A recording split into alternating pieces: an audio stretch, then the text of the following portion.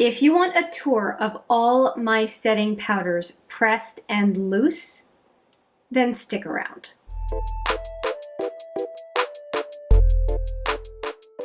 Hi there, it's Hélène and welcome back, or if it's your first time, welcome to HMM Makeup or Makeup. I am very happy to have you here today. If you are curious about loose and pressed setting powders, and this is the first of a bunch of videos on my makeup drawer in my beauty room tour, which I will put here, that I opened the drawer and you could only see a part of my setting powders, blushes, and bronzers, and I definitely got some feedback that I needed to go over those products. So I'm doing 3 separate videos to show you just that, as requested. But we're going to start off with the setting powders. So I have a bunch here, and I'm not going to show you the basket every single time. I'm just going to show you the contents of the basket one by one. If you don't mind, I will make it quick and let you know if I have any comments or thoughts.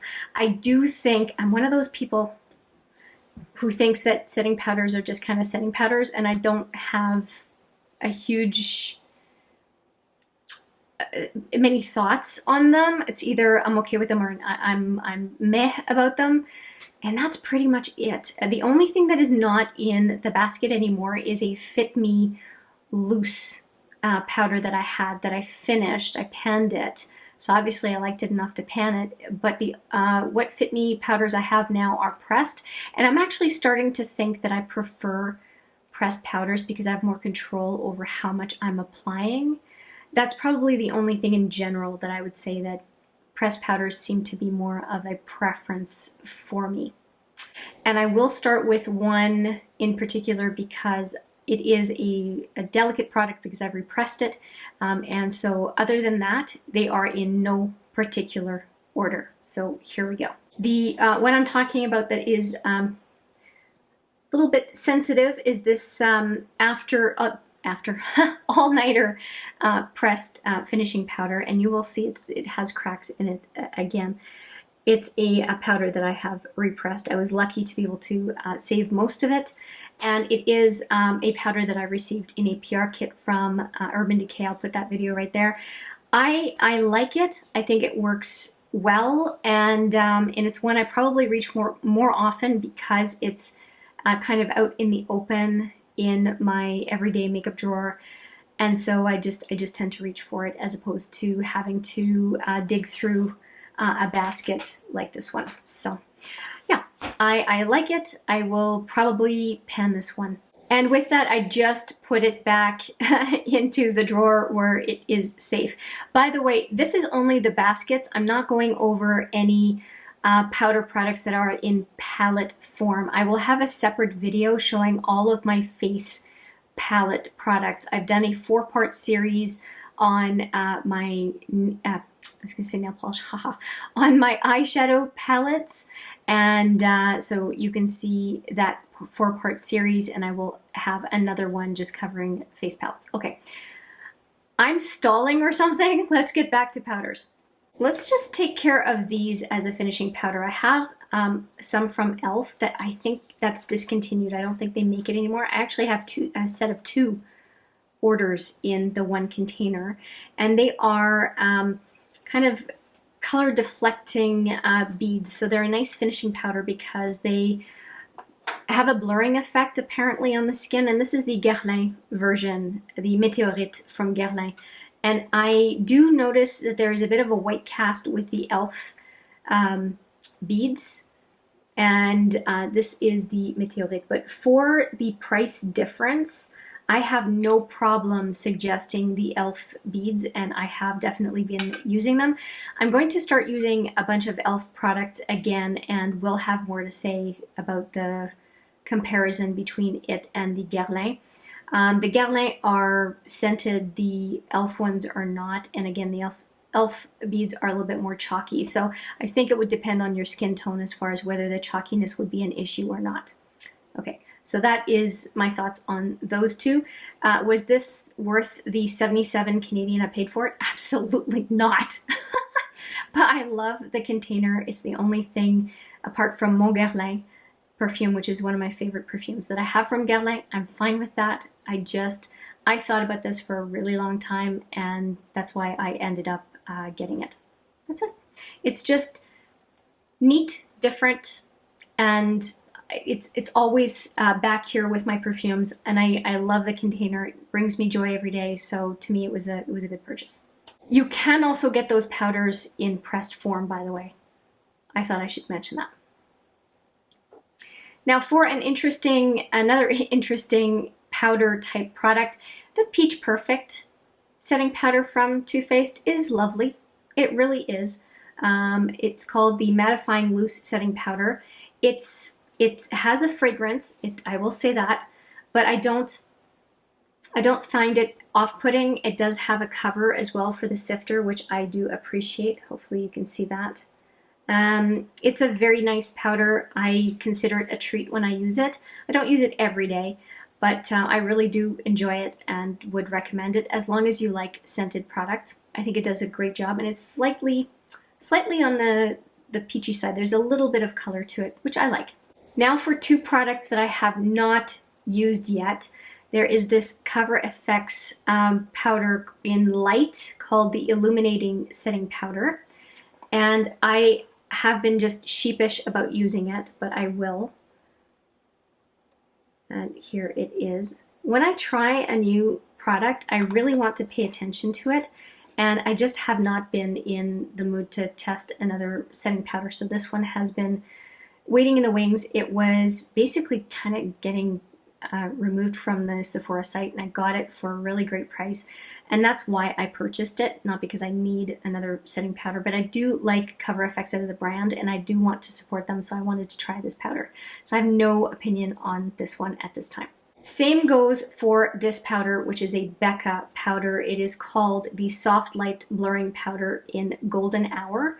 It's a gorgeous component that I have to say. Becca's packaging is just fantastic, and you will see that I have not used it. So that is a more recent addition in the last year. I just haven't gone for it yet, but I am happy that it is in my collection because it does have a good reputation. Now for one that I have used, and it is the Veil Setting Powder from Hourglass. I really, really do love this powder. It has a good reputation for a reason, and well, you can tell that it has had some use. I am really quite a fan of it, and when I want to know that my finish is going to be great, this is the powder that I use. And so I have used some. I haven't used a ton, but I've used quite a bit of it. A little bit goes a long way because I have dry skin to begin with. And so I don't use a whole lot of setting powder when I do use setting powder. I tend to use it around the oily parts of my face, so right here, around my nose, and around my mouth and chin. That's pretty much the only places that I need it. If I see that my under eye is getting a little bit of crepey, I put on just a slight amount. So for me, setting powder goes a long way, which makes me wonder why the heck I have so much of it. But I do enjoy rotating through them, though. That is a fact. Now this next powder, I think, is, if you are in Canada, this is the best value for money ever, as far as a great product at a fantastic price. This is the Marcel face powder, and it is lovely. What does it say? Hypoallergenic. Does it say anything else for you? It's translucent. Nothing much to talk about. Talc is the first ingredient in that, and there's a ton. This is 70 grams in here for 20 Canadian. It's insanely inexpensive, and I have really been enjoying this powder. This is the powder that I sent over to Steph, and I mean, I could have sent her any powder, but for me, the quality of the powder and the amount you get for the price, that just had to be the one that I sent her away. So if she ever wants some again, which this will last her a lifetime, but if she ever wants some again, I know that I can send her a powder again that won't break the bank for her. So yeah, highly recommend this one if you can get your hands on it in Canada. Marcel overall, Marcel products, anything I've tried from the brand has been really, really good. So yeah, hands down on that powder.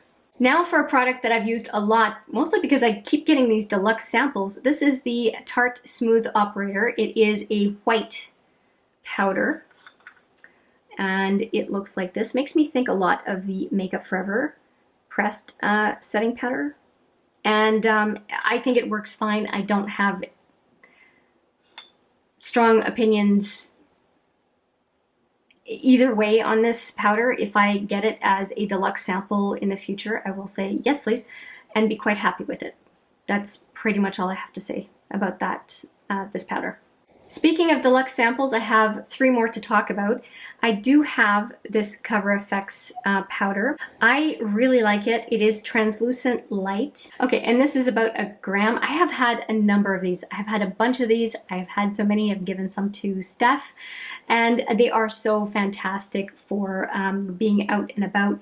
And even the sample has the protector to open to the full powder side of it. I mean, just the amount of detail they put, or the amount of care and attention they put to their sample was pretty awesome.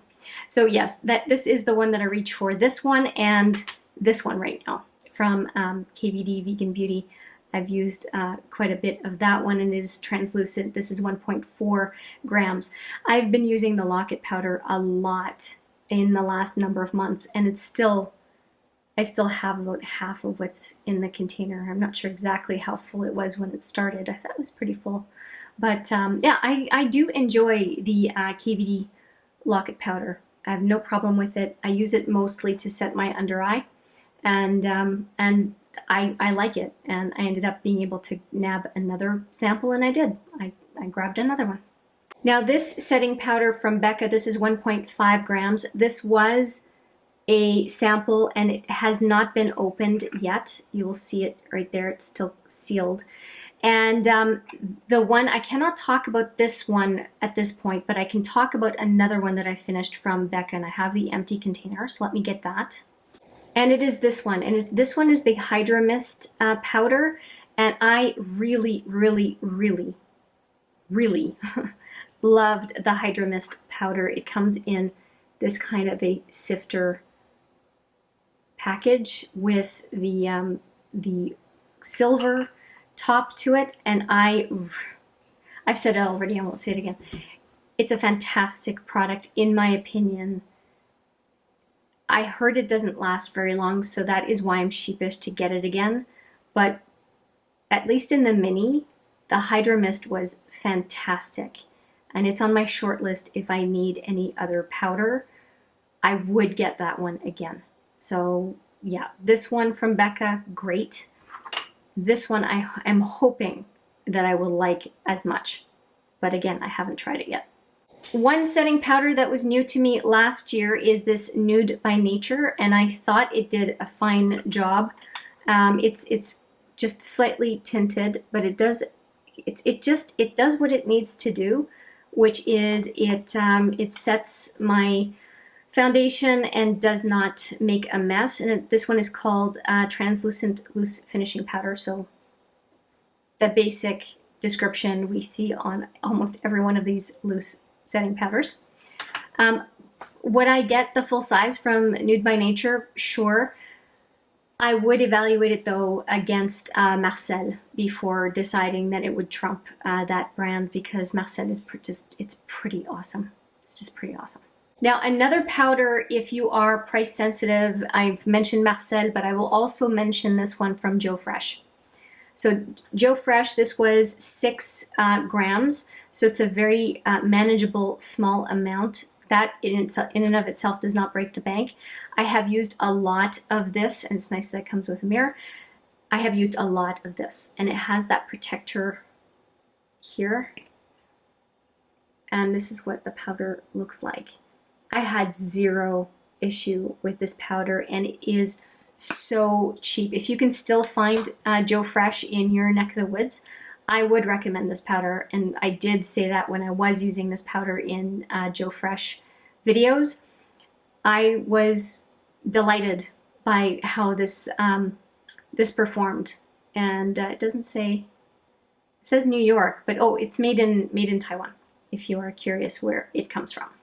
The next pressed powder that I have is the Translucent, or Translucence by Lancome, and I have used quite a bit of this powder. It has 15 grams in it. It is the 100 shade, and I had no problem with it. A lot of the translucent powders to me are very similar. I liked it. I didn't have any issue with it. It is an expensive powder. And for the price, I think we can find less expensive. But did I have a problem with it? No. If you're buying something from Lancome because you need to buy a certain amount to get one of their holiday kits or whatever, I would not say no to this powder as a suggested purchase. If you need powder, I don't think it's a bad one by any means, but I would say that for what it is, it's a pretty expensive product, even though, I mean, it is 15 grams, so you do want to compare it as far as the amount of product you would get from another brand. Again, trusted brand, is it fine? Yes. Would I recommend if you want to buy something from, if you want to buy it from Lancome? Sure, I wouldn't have any objection. Next up is a powder that I think is okay, but I would not recommend it. The only reason I would recommend it is because it's really inexpensive. And it is the CoverGirl setting powder. And the component is very cheap. So this broke, the top broke, you can see a crack there. And the base component is cracking as well. It does not take wear and tear very well at all. But the price was super, super cheap. So if you have a container available that you could decant it into or depot it into, then I would not have a concern about using this powder. And you'll see I used a lot of it over time. And yeah, I just am not impressed with the container, and will transfer it to another container once one becomes available, because it's the cheapest container I have in my powders, and obviously so because it's breaking up on me. So if you are super price sensitive, this one, the Joe Fresh, and the Marcel are all great options to look at. Now we're getting into pressed powders, and I have this Color Correct Care powder. This is a CC powder in light medium from Physicians Formula. So this is what it looks like. And it's that same packaging as the butter bronzer. So this is the powder that you can kind of use it as foundation, to be frank. And then there's a brush underneath. So that's for that one. And I also have a BB pressed powder in light medium. It's a Beauty Balm powder. So it's sort of a semi between a setting powder and a foundation. That's what that looks like. And it has an applicator underneath as well that I have not used. I should just use a brush, but this is the same as the other one. And you can use it wet as well if you like. So to me, it's more of a kind of like a hybrid between a foundation and a setting powder for both of them, for the CC and the BB powder. Would I recommend them? I think the component is pretty chintzy. I do believe that this will break more easily, so I don't usually carry my butter bronzer with me in my purse, but something like this product is something that I might want to carry around, and I do think that this product would just end up breaking on me a whole lot easier than some other things that I can show you. Let's go to something that is good packaging, and this is the Smashbox, what's it called? Halo Hydrating Perfecting Powder in Light Neutral. And it comes in this really solid component. You press here, you open it up, and what it is it is a solid cake, and you twist this to reveal more powder product for your use. So it's a lot more friendly as far as something to carry around than another product. And there is a mirror in the back there that you can see. I have not lifted up. There's a On that side, there's a plastic tab to lift up the plastic. I just haven't bothered, but there is a mirror in this component that is kind of nice. And technically, you can put a sponge applicator in here if you want, just to be able to grab the product. And I'm sure that one was in it, but for some reason, it's not in here anymore. I don't know. I'm pretty sure there was one in here at some point, but I have a bunch of them. I mean, I could just grab one from a finished powder and put it in here. It's not a big deal, but I'm pretty sure it came with one. Don't know what happened to it. If there was one, I don't know what happened to it. One other mini that I have not used in translucent powder is the Laura Mercier. I actually think that I used it I probably twice or three times, and it reminded me of the Hourglass powder, but less luminosity if I remember right. But I'll have to use it again because it's been a really long time since I used this sample. I've been focusing on the Cover FX and the KVD Locket powder, so I haven't used this one in quite a while. And I also had a mini of the Hourglass that I was working through, so this is a nice reminder that I should go back and use it. When I did use it, I didn't think it was a holy grail for me, but I did see that it was a nice setting powder and I could understand why people would like it. But apart from that, I don't have much as far as opinion on it. Now, if I were to recommend a pressed finishing powder from the drugstore, I would definitely say the Fit Me. I have two. I have the 230 and 220 here, depending on how tanned I am, and I do really like it. Now, these are brand new because I finished another one, so you'll see that one has not been used, and this one has not been opened either because I just haven't needed to. I have a bunch of other powders, but I did finish, like I said, a Fit Me powder, and I was very impressed, and I wanted the pressed version so that I could have these on the go. So I'm actually okay with the packaging, and I really like this product. Value for money is definitely there, and as far as drugstore packaging, this is way better than some other options. Other options being the Physicians Formula and the Covergirl powders, just so that we're on the same page. Although I would say Marcel is also a drugstore powder because of the cost per gram.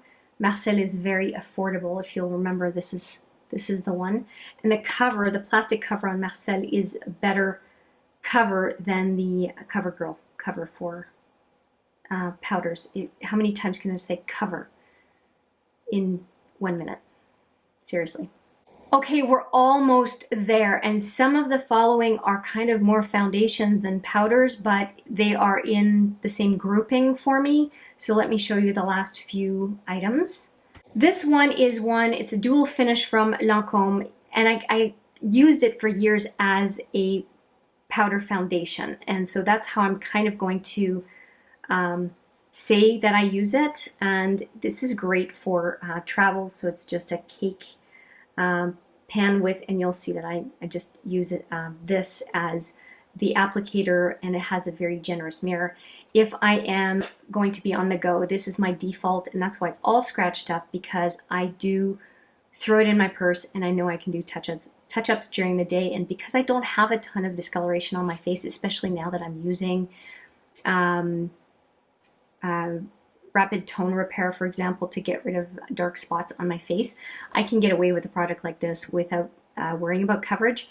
This will go with me all over the place. So as far as Lancome, if you're going to pick one powder product from Lancome, I would go with this one as opposed to a translucent powder if you are using it for touch-ups during the day. If you're using it to set an under eye or around your nose or whatnot, I would take the loose powder. But I would use almost any loose powder as opposed to paying the price of a Lancome. Especially if it's, well, under eye,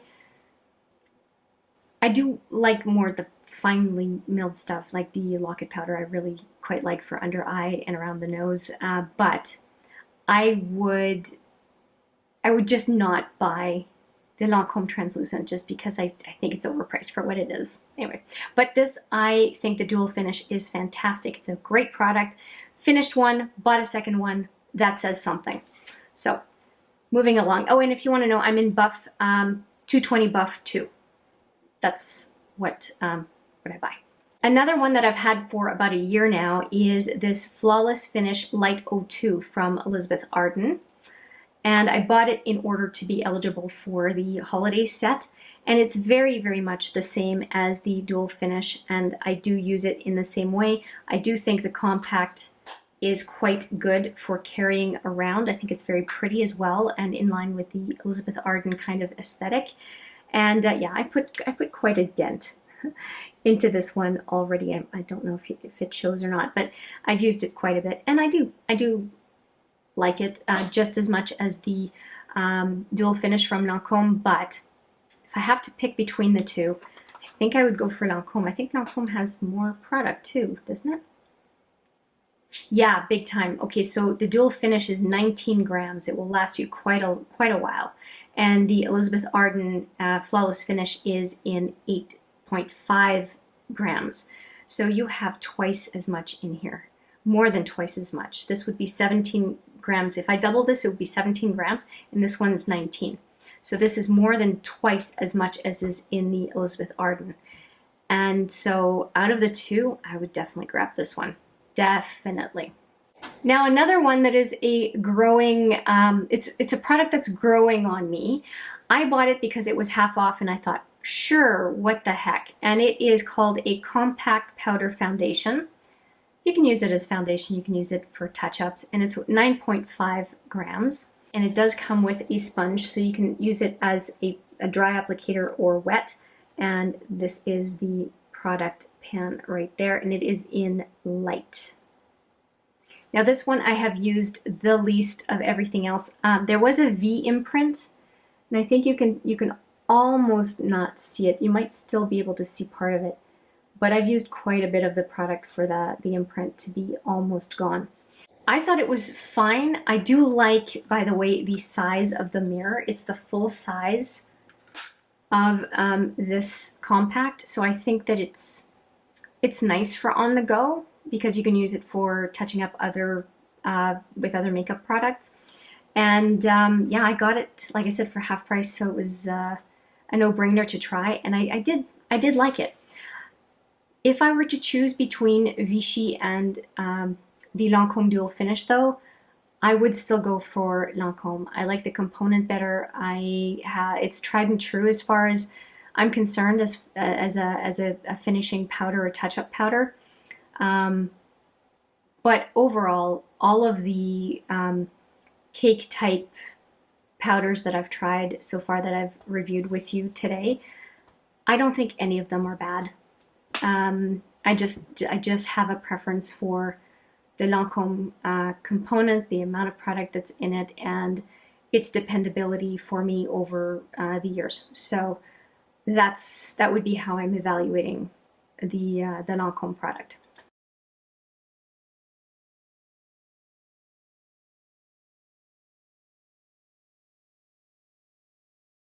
And one more setting powder that I do have in cake form is this Estée, I was going to say Elizabeth Arden. Not again. This is the Estée Lauder setting powder, what they call it, Double Wear Stay in Place Matte Powder. And this is a matte powder foundation, as far as they would say. And it is another kind of cake foundation or setting powder or refresh powder with that same kind of sponge at the bottom and the way to air out the sponge afterwards. This makes me think a lot of the Physicians Formula packaging, though I think it is slightly better just the way it's packaged. It's just not as flimsy as this one with the clear plastic on top. It just seems to be a little bit more sleek and better construction than this one. And I do not find that it's a whole lot. It is 12 grams in here, again compared to 19 grams for the dual finish. And this was not inexpensive, let me tell you. So I would, if I were to choose between high-end brands, I would take the Lancome over the Estée Lauder. It seemed to be a lot. Now, the nice thing about this one is the fact that you can take the Double Wear liquid foundation and pair it with one of these cake type foundations in this Double Wear dry version. So it just depends on what you like. And if you already know you love the Double Wear and that just works great for you, then you have a companion in the powder form. It just depends on what it is that you want. Did I think it was okay though? Yeah, absolutely. I thought it was fine. Just I thought a lot for what you're getting. I am looking at all these powders and we are done. That's it. That is it for powders. Let me just count real quick how many we went through. We went through 27 powders. Oh, needless to say, I have no need for setting powders for the rest of my life, I think. I'm all set. Pardon the pun. I hope you enjoyed the walkthrough of all the setting powders that I have. A lot of them are kind of grouped into they're fine grouping, and I am a big fan of drugstore for setting powders based on what you saw. About half is high-end, half is drugstore, and the half that's high-end, a lot of them are samples that I've managed to pick up over the years. So I do think that there's a lot of great setting powder. There are a lot of great setting powder options at the drugstore, and would recommend. Like Maybelline Fit Me, to me, is a no-brainer recommendation for folks. I think it is a dupe for a lot of high-end setting powders, whether you use the loose or the cake version of the Maybelline setting powder in Fit Me. Anyway, I will stop talking. I hope you enjoyed this review talk through of all my setting powders, and let me know if you have a favorite setting powder and why. I would love to hear in the comments. But with that, I will say thank you so much for watching, and I look forward to seeing you in the next video. But for now, take care.